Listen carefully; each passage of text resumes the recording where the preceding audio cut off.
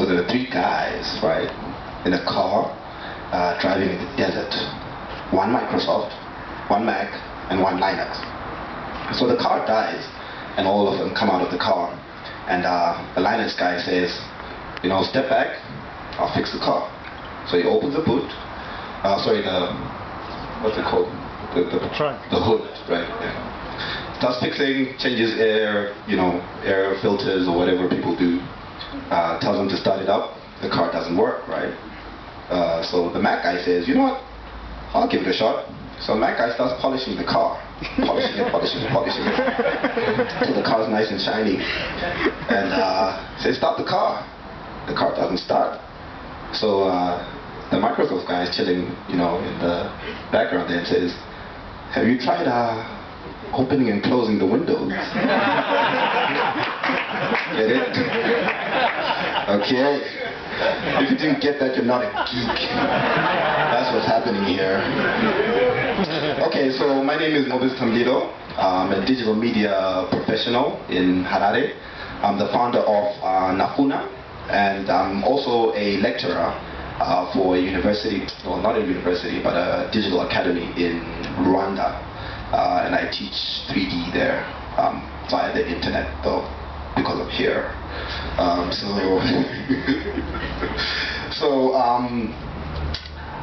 So where do I begin? So today I'm probably going to talk about just how to make your first mistake, because that's, I feel, going to be the most important thing for all the participants as we begin sort of workshopping your different enterprises and ventures, and getting them ready for Sunday.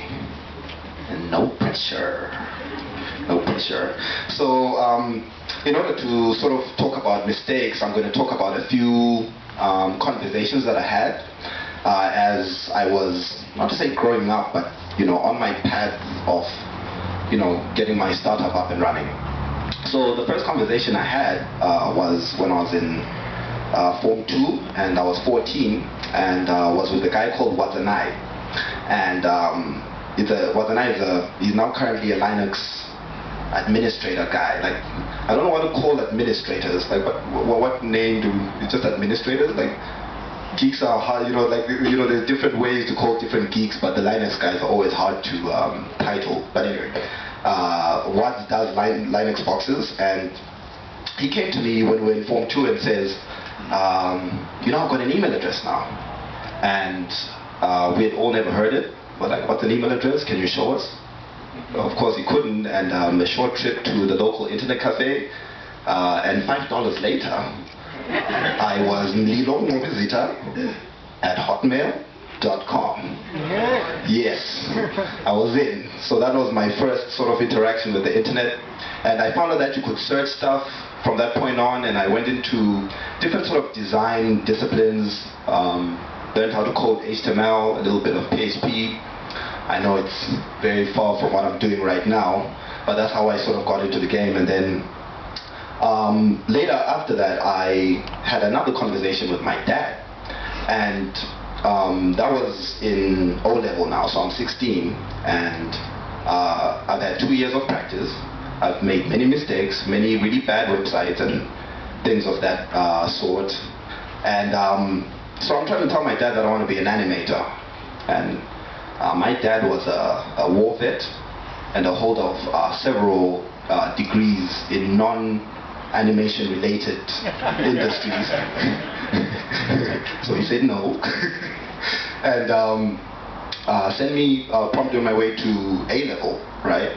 So it gave me at least an extra 2 years to just try stuff out, learn whatever software I could find. I took a job at the Bulawayo Public Library. That's where I could use a computer, because my dad refused to buy me one to dissuade me from this city animation path. So while I was working at the library, I created my first 2 animations. And conveniently enough, a couple of days ago, I found those 2 animations. So, Taps, do you mind playing, I think, the one called Pavo? Here it is. Yeah, what? You're really a rock star. Babo, yeah, ancestor. Smile, Dark Image Works was my first startup. Yo, I just know this girl, see her name was what tonight. She moved as a joke while they sing the ear tamborai, and I come singing to the ear panganai. I'm not a guest, I know what the people say I could try, so I left her alone, go to Tambana Shubai. Machita Muridini, I'm Machita Hati High, but you see Shubai, the Kamu one and I tonight. Driving a huge time in a Kobe Panganai, so they call my wife.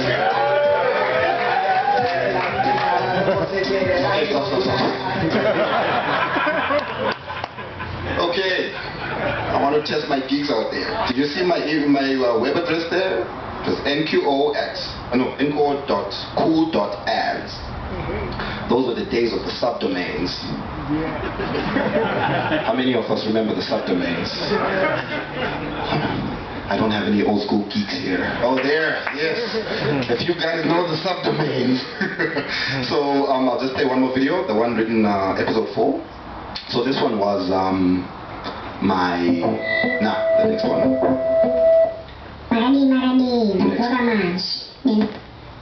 Okay, cool. Here it is. So this was an animation called Zimbo, my first superhero sort of attempt as well.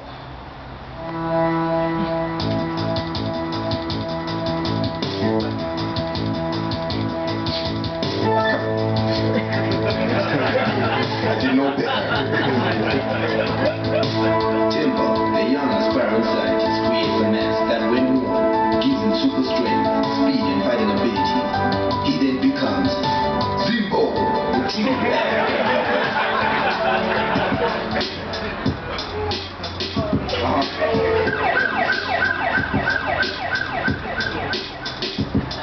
I'm the greatest hero in this country. The set on my chest ain't that something. Boss, you wanted to see me? Yes. Okay, stop, sorry.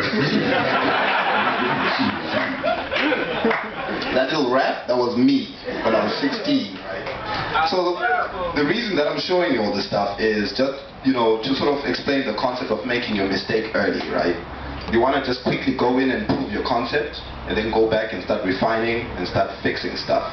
Because I feel, from my own experiences, that that's the best way to come up with the best product. This is sort of accounts the horrible videos I just showed you there. Very embarrassing for me, but relevant to this discussion nonetheless. So, after convincing my dad, and the first video you saw, that music video, was dubbed the first music video, animated music video in Zimbabwe. So it came out on news. So it, you know, the story is like I was sitting at home, we're eating sada, news comes on, and the video comes up, that video I showed you earlier. And they say, I don't remember the words from the news guy, but it's like, there's a first animated video, and Wisdom Little did it.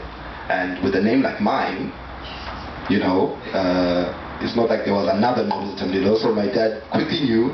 Also, sorry, just to pause, there is another Wisdom Little that I found when I came to Harare. He's the spokesperson of the MDC, you know. And our search results keep getting mixed up. So I was trying to SEO that guy out. You know?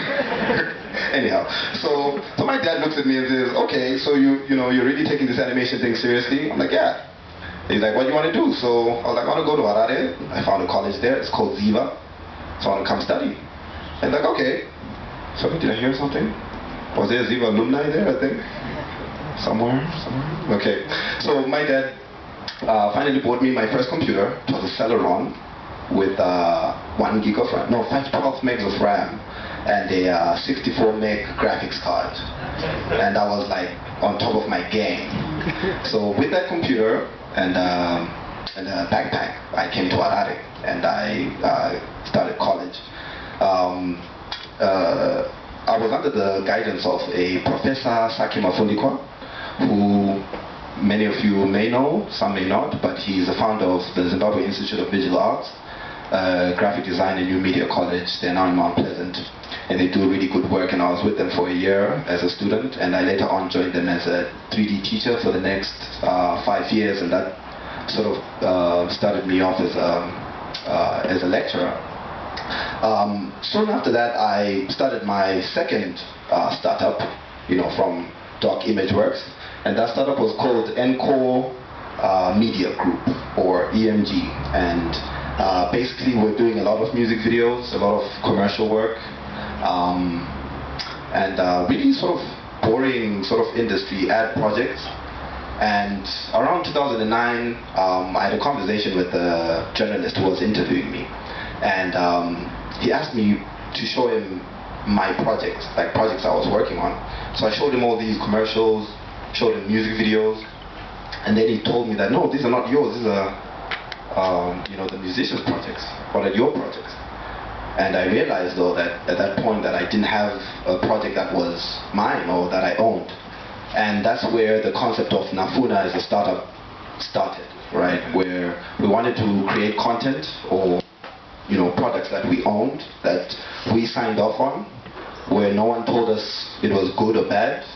At the point of signing it off, we made those sort of creative decisions without a cap, without anyone looking over our shoulder, and then put it out on the internet. So I didn't start Nafuna immediately in 2009. Stuff was going on. I did a stint in California where I was working for a production house there, and also helping develop curriculum for the 3D application that I was using at the time. And I also spent some time in Rwanda. That's when I first went to Rwanda in 2011 through 2012, where I was teaching a vocational learning center there. So when I got back, the first thing on my mind was to begin Nafuna and to begin making mistakes, as quick as possible and figure it out. So in 2012, we released our first web show, which was called Nafuna, still the same sort of namesake. And we sort of developed the brand from that point on. We were still servicing the advertising industries to pay bills, but this time we had, content that we owned, that was ours. And it's been a year and 10 months now. We're turning 2 in July. And in that time, we managed to secure a few awards.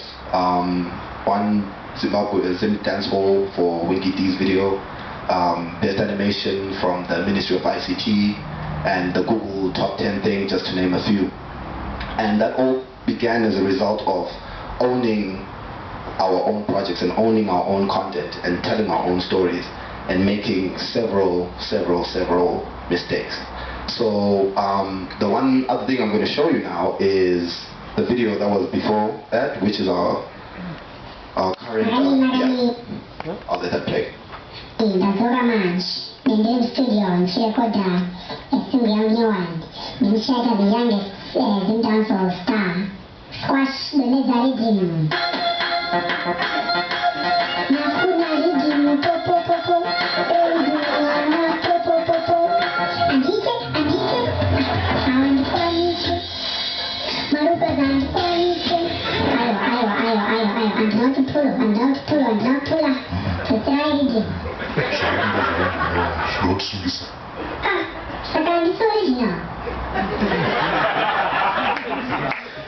So that there is Enqore, the current lead project over at Nafuna now, our lead content item. We envision that in the next few years becoming maybe a movie, maybe a game. The possibilities are endless. And the sort of mentality that we're adopting when we're producing all this is that we have #NoLimits. See what I did there? Yeah. So, but that's just sort of to encapsulate the whole process of sort of trial by error. And over the next 40-something hours, as you lack sleep and you chuck down tons and tons of coffee, we expect to see tons and tons of mistakes as well, till we see your finished, polished products on Sunday, and the winner will be announced. Time. All right, thank you guys.